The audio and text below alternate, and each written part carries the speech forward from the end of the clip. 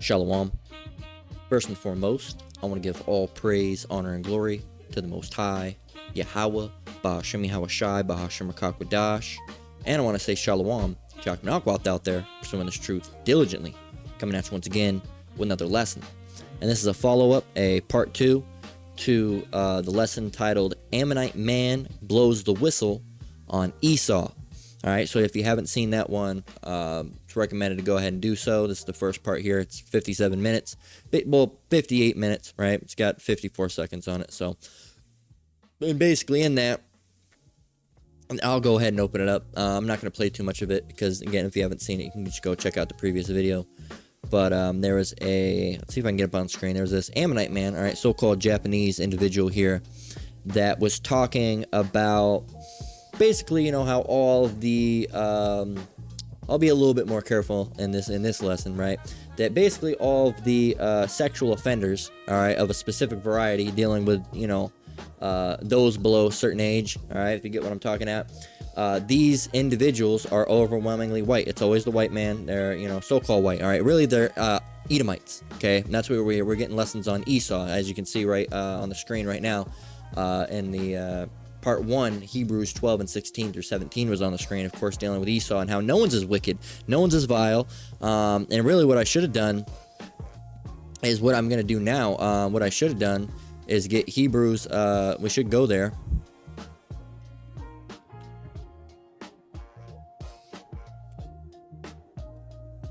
Hebrews 12 and 16, the Blue Letter Bible. So what does it mean to be profane? We've gotten this time and time again, but in lieu of making the information go out, what is the fornicator here? Okay, this is the Textus Receptus, all right, Hebrews Interlinear. So this is in the original Greek, all right, because we're in the New Testament. So fornicator, pull that up. It says, it's a couple different ones.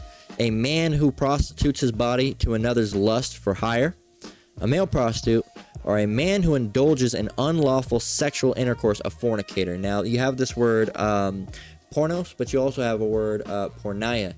All right, let's see what this goes back to. So that's dealing with that. Basically to sell, all right. But there's another word that goes back to the word, I can find it, porneia. Okay, in the Greek, all right, there you go, you see it.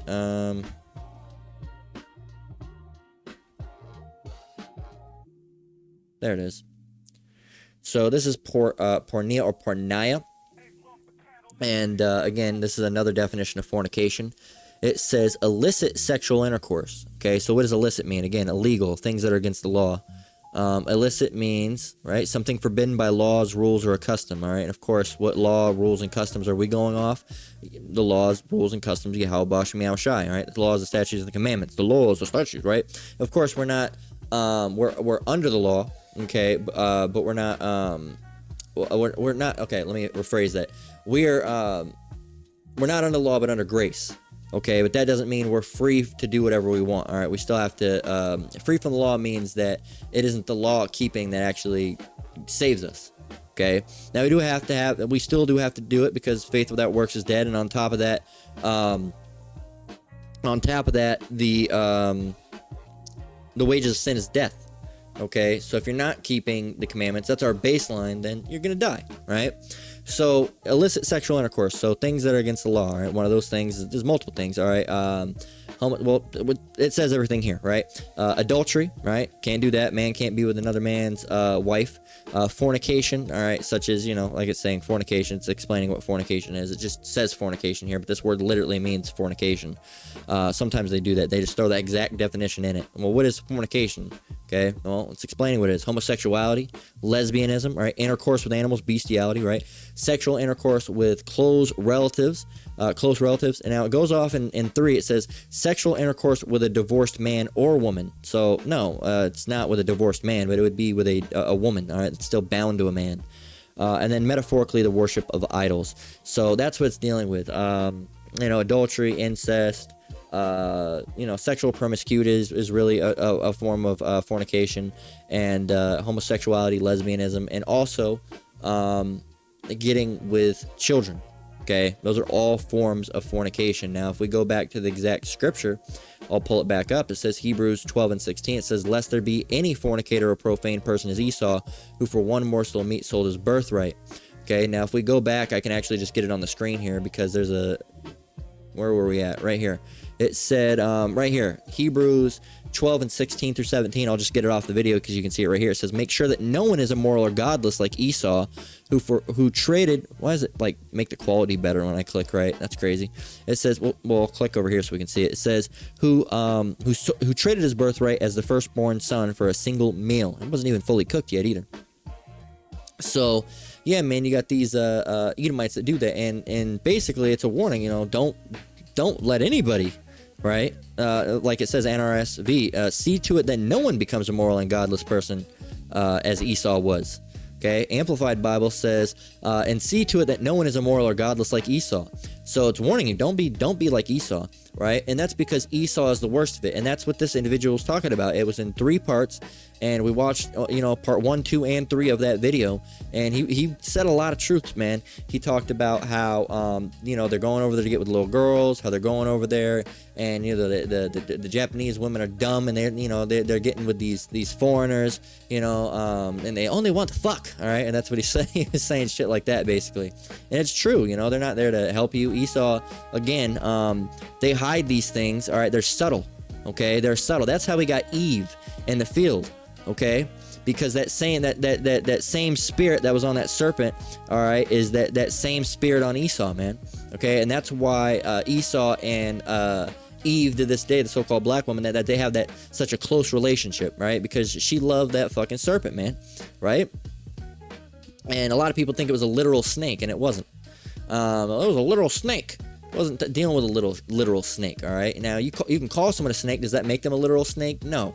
Okay? It doesn't make it, that person's a little snaky. Is the actual snake, they have scales, all right? No. They don't have any. They have fangs walking around? No. Slithering, going on their stomach? No. No. They don't have all that. Okay? Again, another metaphor, all right, that the Christians don't understand. So, yeah, man, he was explaining all these things, right? So, right here in 2 Corinthians 11 and 3, it mentions this subtlety and beguiling. It says, but I fear lest any means, as the serpent beguiled Eve through his subtlety, so your mind should be corrupted from the simplicity that is in Hamashiach. It says in the New Living Translation, but I fear that somehow your pure and undivided devotion to Hamashiach will be corrupted, just as Eve was deceived by the cunning ways of the serpent. It says, but I am afraid that as the serpent deceived Eve by its cunning, your thoughts will be led astray from a sincere and pure devotion to Hamashiach. Well, really, if you get back into 2 Corinthians 11 and 3, the reason I got this was talking about how the serpent beguiled Eve. Okay, and this serpent is that same. It's that same serpent. And what is beguiling? Okay, beguiling. It says corrupted, deceived. Beguiled. All right. Well, what does it mean to beguile? First of all, okay, I want to get that definition. Well, it's not going to pop up, but beguile: to charm, enchant, or attract someone, often in a deceptive and sly way. Okay. Now, in 2 Corinthians 11 and 3, really, if you get this from the top, okay, it says, "Would ye?" So it says Paul and the false prophets. Okay, so it's basically a warning, not to, basically don't be like Eve, right? But it talks about the serpent beguiling Eve through his subtlety. Now, what is subtlety?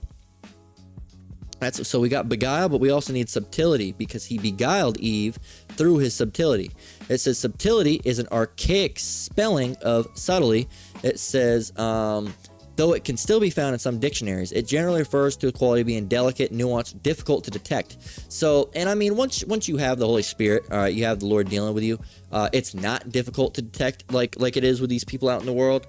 But these Edomites, they go over there with that subtlety. They go over there, and these women think that they're there to help. They think that they're there to, like I mentioned in the previous lesson, be the white knight, syndrome, and save them out of the situation that they're in. Especially in the Philippines, very, very, very poor country. I mean, to show you how poor they are, you can go to USD to Philippines currency. I don't know what they call it over there. It's the I guess they have pesos. So look, one is 61. All right, $1 is 61 Philippine pesos. And like I mentioned yesterday, I thought the lesson was, not the lesson, but the video that I found was quite interesting, because I found it that same day that my wife was mentioning to me that she had been watching a video on basically basically a bunch of Edomites doing that in the Philippines. And it's just funny that I found the video right as, she woke up in the morning and said, last night, or I was watching, I think she said last night I was watching this video or something, so-and-so. And later on that, or what was it? I can't remember the full conversation. I can't remember what. And I told her, I said, that's crazy that you actually had that. That's through the Spirit is really what it is, because she gave me information that helped my lesson. Okay. So Barakti Halabah Shemi Shai for that. See, that's a good purpose of a woman right there, to say, oh, look at this. I said, oh shit, now I can talk about that in my lesson, because I found this video that was about that same thing. So apparently, the internet's having that go out. The Lord's having that go out. Is Esau going and doing their little business over abroad.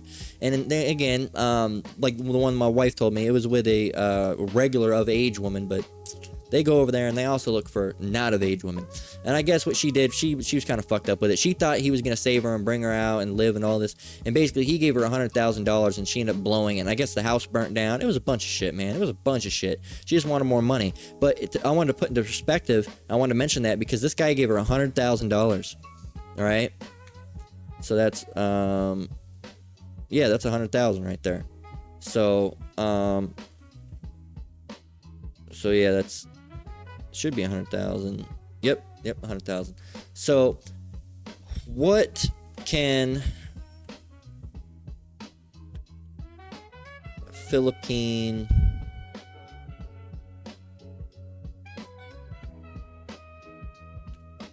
pesos buy? It says it's roughly equivalent to $100,000. This is a substantial amount that provides significant purchasing power. Real estate, a condominium, right? 1 to 2 bedroom unit in a premium business district. House and lot, a 3 to 4 bedroom suburban house, right? Brand new compact cars.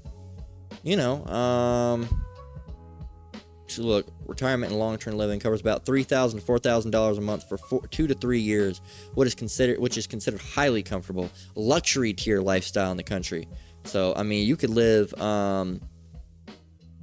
what if you just lived a standard life? How long could you retire?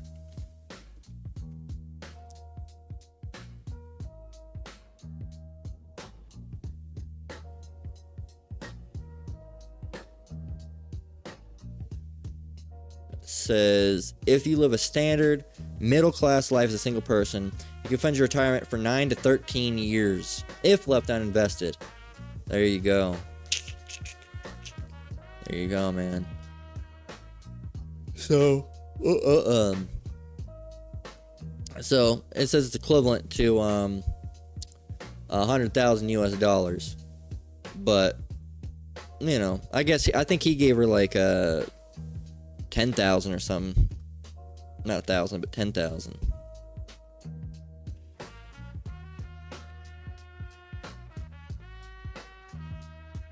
That's not it.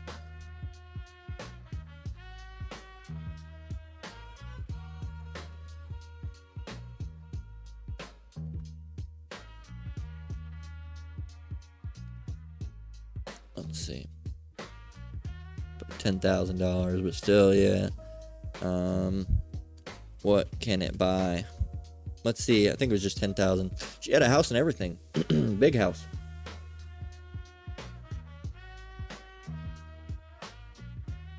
He might have given her more than that, but modern condominium unit. Oh no. Anyway, it was something like that. It was equivalent enough. It was enough to basically get her a big house and everything, but it burnt down. Right? So the most High got her back. Anyway, she was being greedy. But let's get so we already got that. Let's get boom. Alright. we pretty much read all of the. I'll read the Amp Bible because I didn't end up reading that one. It says, "But I am afraid that even as the serpent beguiled Eve as by his cunning, your minds may be corrupted and led away from the simplicity of your sincere and pure devotion to Hamashiach." So, if we go and get beguile means to charm and enchant or attract someone, often in a deceptive, sly way. Right? I'm here to help you, and they're not. So it means to attract someone. All right, by being delicate, all right, difficult to attack. That what? You're actually a fucking demon, man. You're actually really, really evil. Okay.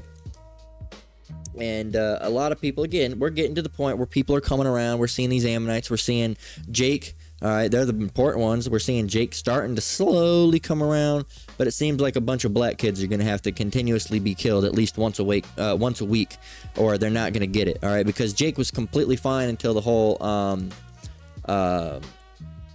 Carmelo Anthony situation, and then recently I forgot the individual's name that disappeared off that boat, all right, and was found end up found dead. And it seems like something like that has to happen. We don't want that to happen to our people, but it seems like something like that has to happen every week to keep it in the forefront of these worldly individuals' minds, or they just think that the white man's fine again, and he's not. He'll never be. Okay, he likes to kill. All right, that's his thing. Okay. Let's talk about that. Let's talk about it. Let's get 1 John 3 and verse 8. Okay. And it's going to read,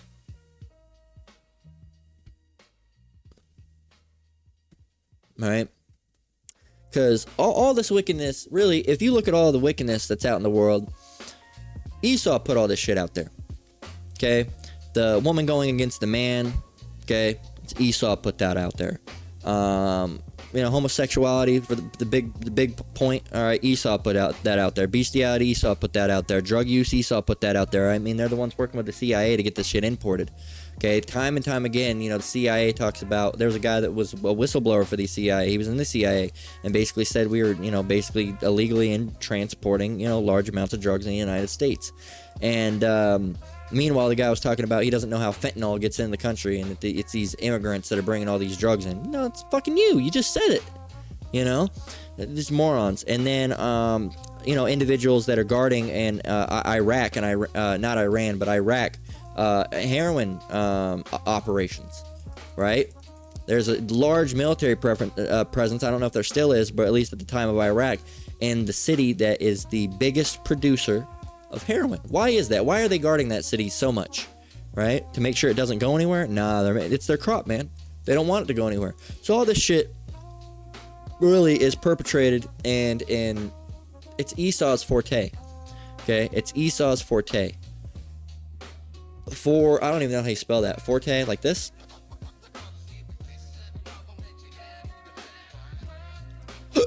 Oh, excuse me. Oh, like this.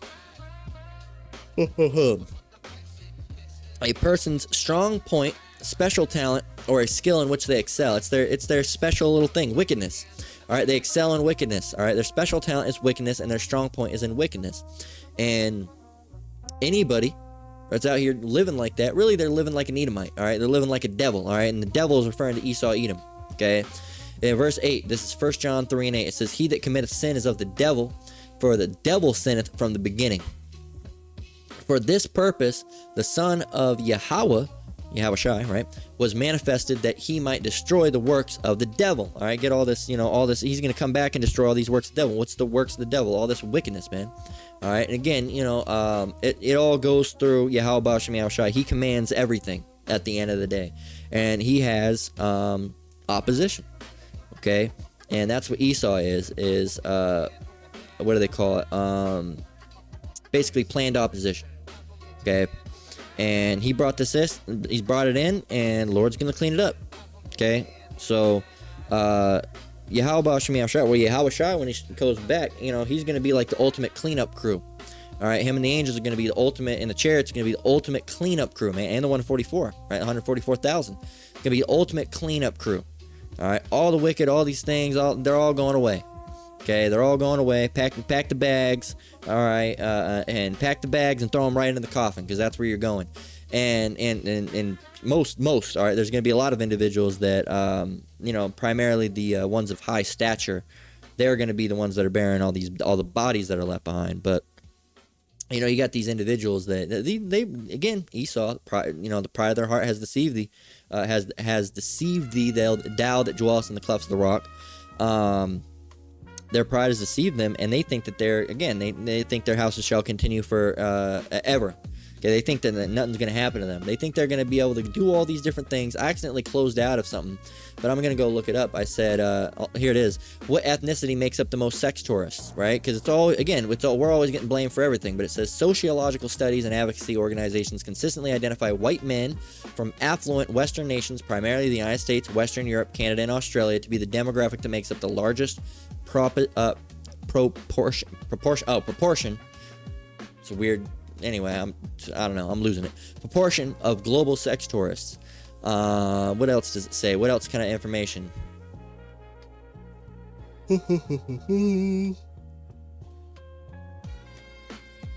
I guess they're trying to say Japan does it a lot. Right here, they don't like that. It says race is an extremely important factor in the relationship construct of sex tourism, especially because of the systematic racism that is prevalent in, I'm guessing it. Okay. Look at this. Here's another thing that you should, look. 94% of sex trafficking victims were female, 40% black. So they really like the Jake women. All right, even though they're the ugliest women, right? That's what, I'm not saying that. That's what they say, right? They say the black woman's ugly. They don't like the black woman. They don't like it. But every time a black woman's in the music video shaking their ass, they're watching. Every time, a black woman's walking down the street, they're looking. All right, I've caught Edomites checking Jake out. All right, time and time again. And but they're the ugliest women, right? Sure. You don't have to lie. All right, they're the best looking, but you gotta lie because you can't admit they're better looking than your women. You just can't do it. It's a pride thing, man. It's a pride thing. And all these things that you do, okay. Seeing how long I went. All these things that you do, all these things you talk about, you try to hide. The Lord's revealing them all. Okay, the Lord is revealing them all. This is just like we got yesterday, Luke 8 and 17. This is Ecclesiastes 12 and 13 through 14. So Ecclesiastes 12 and 13 through 14. Okay, and it's gonna read. It says, "Let us."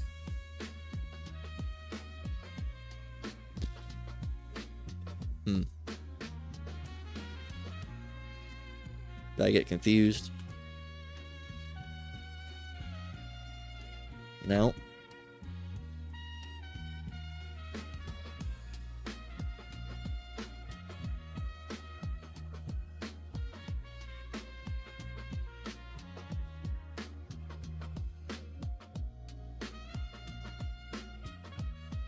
Oh.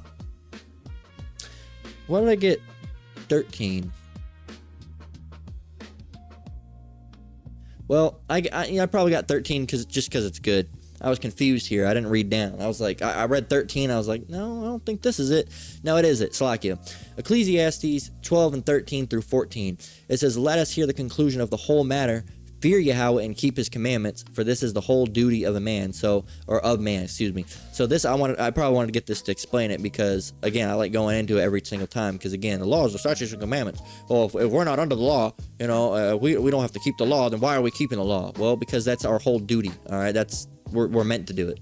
Okay, it's just we don't get a reward for doing it. We don't get saved because we did it. That's our baseline. We're supposed to do it. All right. Anyway, we've talked about that time and time again. If you want to know more about that, go down to the one of these videos here with IUIC, excuse me, down here somewhere. It's been a while now, I guess. I thought it was somewhere.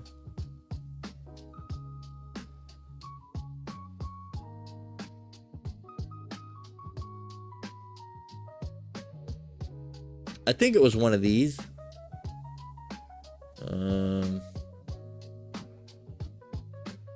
It was one of them.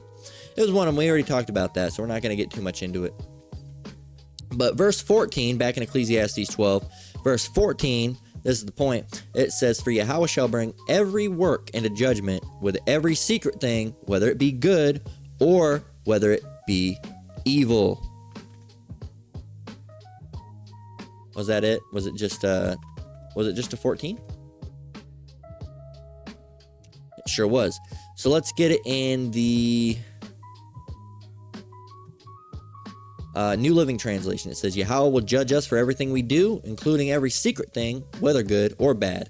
You're doing good things, in the background, you're going to get judged. You're doing bad things in the background, it's like you. You're still going to get judged, but not you're going to get judged a good judgment instead of a bad judgment. All right, but I meant to say you're going to get a reward.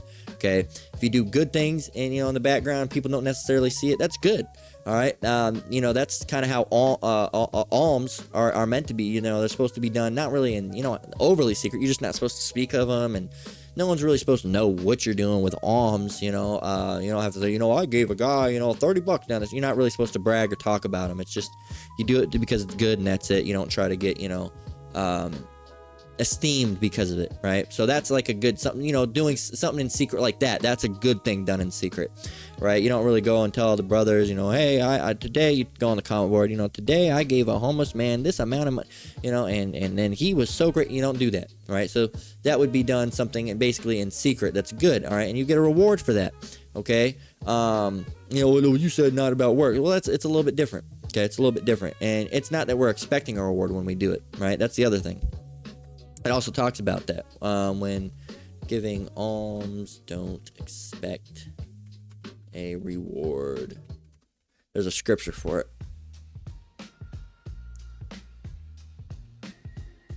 That's not it.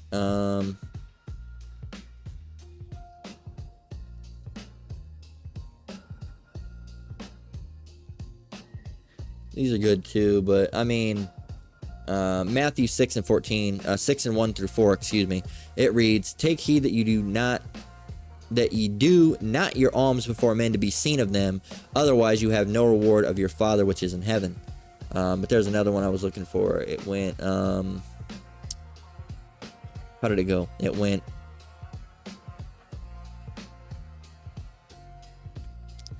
give without regret alms. There's a basically that's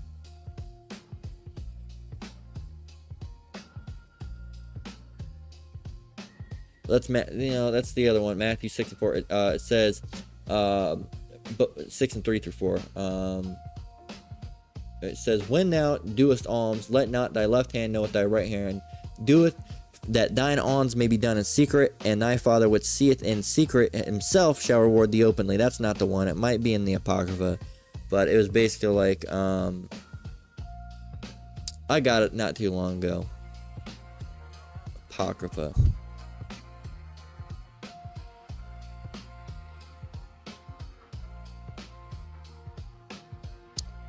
Can't find it. If a brother wants to...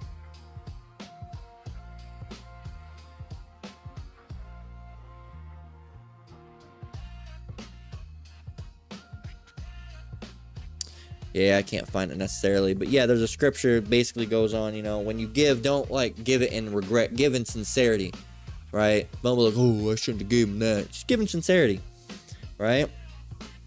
Like it was saying in Titus, if you have a little, give a little, right? You don't have to give a lot, right? You can give a little. There's been times that, I haven't had much money, and I still, if I can help, I'm not going to give you exact things that happen, because again, I'm not doing them to be justified for men. But there's been times where I had little and I wanted to give, I could only give little, but I still wanted to give because I knew that as little as I have, that individual has even less, right? So yeah, man, the Lord, all these different things that these Edomites are doing, he's bringing them in the light.